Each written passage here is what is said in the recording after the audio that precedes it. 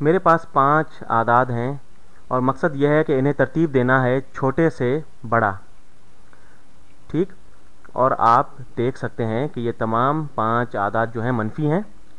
तो इसके बारे में सोचें कि सबसे बड़ा आदद कौन सा है, और आप कह सकते हैं कि अगर ये मस्बत होता तो 40 जो है वो सबसे बड़ा होता। लेकिन आपको जो है ये जानना चाहिए कि मनफी आदद जो है, अगर ये हमारे बैंक अकाउंट में है तो मनफी 40 जो है ये बड़ा होगा या मनफी 7। मनफी 40 का मतलब है कि हमें $40 जो हैं वो अदा करने हैं बैंक के, और मनफी 7 का मतलब है कि हमें सिर्फ $60 अदा करने हैं बैंक के। तो मनफी 40 जो है वो ज़्यादा छोटा है मनफी 7 से। तो मनफी 40 जो है वो सबसे छोटा है। तो मैं पहले मनफी 40 जो है ये लिखता हूँ। ठीक, और इन तमाम रकमों में मनफी 40 जो है सबसे छोटी है अगर ये हमारे बैंक अकाउंट में हो। तो फिर उसके बाद सबसे छोटी रकम जो है वो मनफी 30 है, और उसके बाद जो है सबसे छोटी रकम जो है वो मनफी 25 है।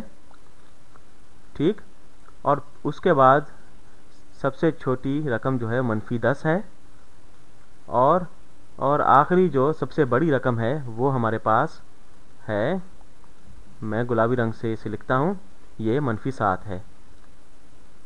और अब भी अगर आपको ये समझ में नहीं आ रहा तो आप इसको दर्जा हरारत के हिसाब से सोचें कि यूँ कहें कि ये मनफी 40 दर्जा हरारत जो है सेल्सियस जो है वो ज़्यादा ठंडा है मनफी 7 के मुकाबले में। मनफी 7 का मतलब है कि ज़्यादा गर्मी है मनफी 40 के मुकाबले में। तो एक और तरीका है इसे समझने का कि हम इसे नंबर लाइन पर बनाते हैं। यूँ कहें कि ये 0 है और ये मस्बत 7 है। मस्बत 7 इन आदाद में शामिल नहीं है। तो हम जो है यहाँ पर गुलाबी से मैं मनफी 7 लिखता हूँ, और यहाँ पर जो है ये मनफी 10 है। हम जो है दूर जा रहे हैं 0 से बाएं जानिब, तो हम और बाएं जानिब आ गए, मनफी 25 है, और बाएं जानिब आए आगे तो यहाँ पर मनफी 30 आ गया, और ज़्यादा आगे आए तो हम जो है बाएं जानिब मनफी 40 आ गया। तो यहाँ पर देखें कि सबसे छोटा आदद जो है वो बाएं जानिब है, और सबसे बड़ा आदद जो है वो दाएं जानिब होगा नंबर लाइन पर।